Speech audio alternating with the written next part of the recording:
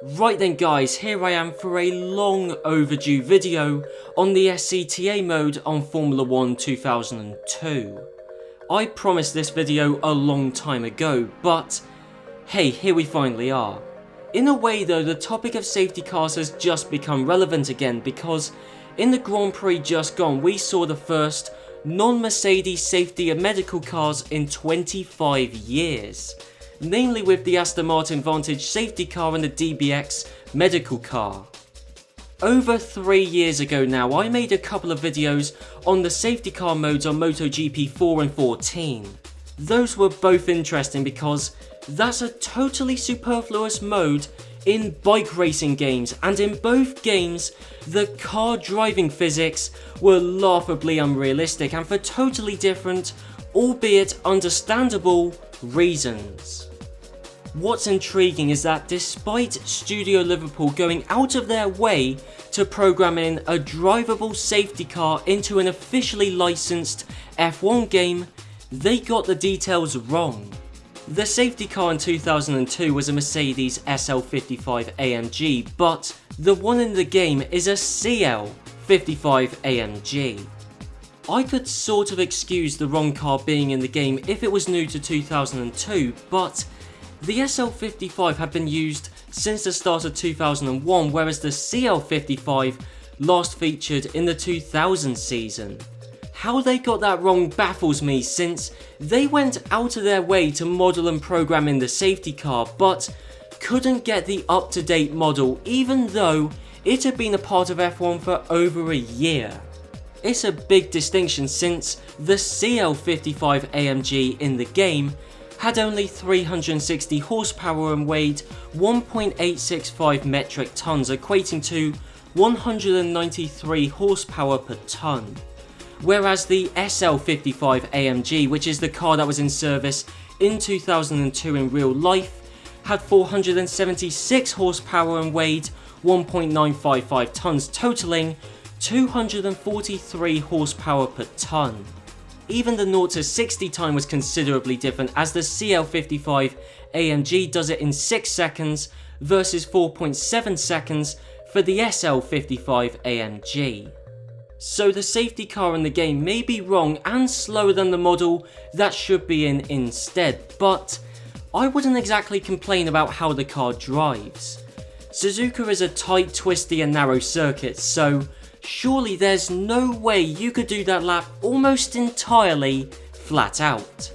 Well, as it turns out, there's only 4 places you need to slow the safety car down at.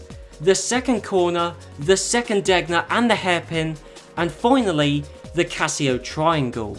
4 places, and you actually only need to use the brakes at the hairpin and the Casio triangle. For the other 2 corners, all you need to do is lift off the throttle. For the physics of this car to make any sort of sense, it's got to be running racing slick tyres, that's how grippy it is. The car's got so much traction that it can take turn 1 at Albert Park flat out, even though it doesn't look or sound like it.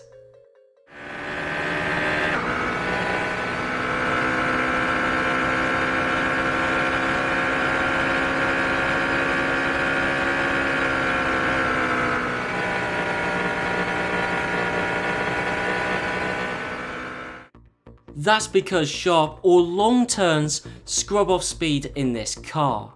It actually lacks the power to maintain speed through a flat out corner. So it clearly has the grip to handle more power and not enough power to deal with the grip.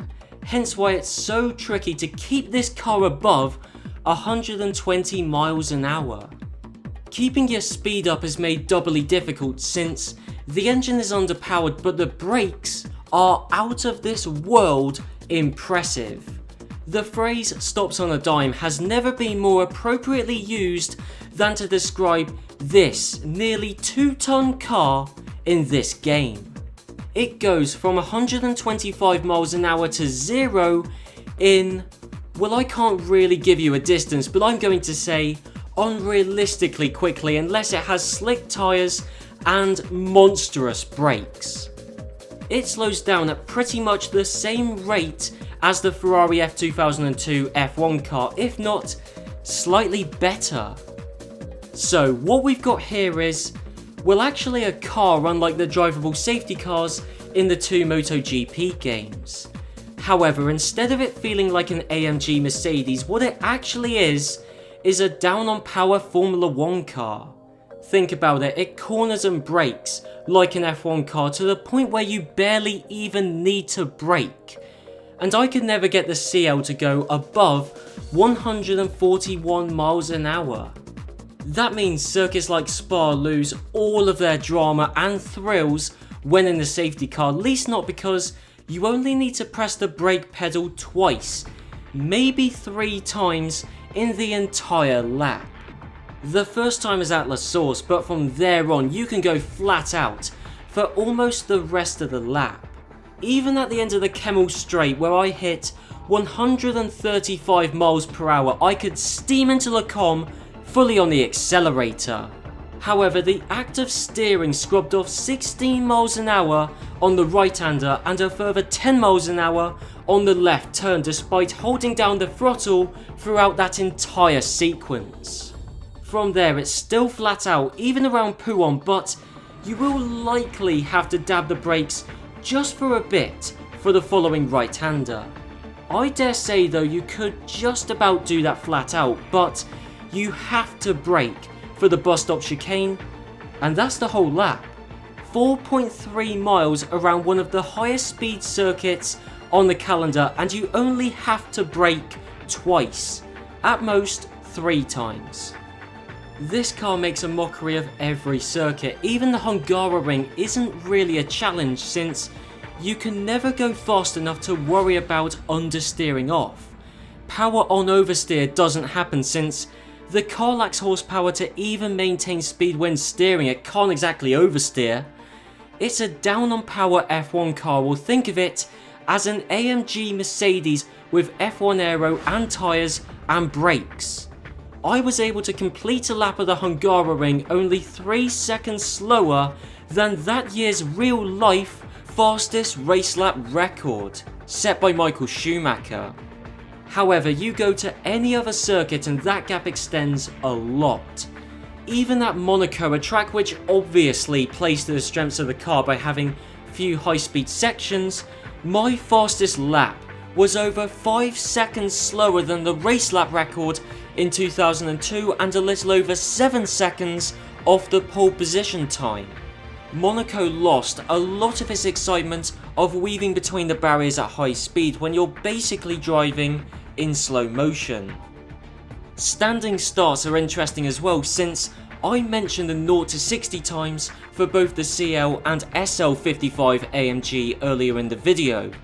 This car in the game, whatever sort of mad hybrid amalgamation it is, begins as if it has launch control.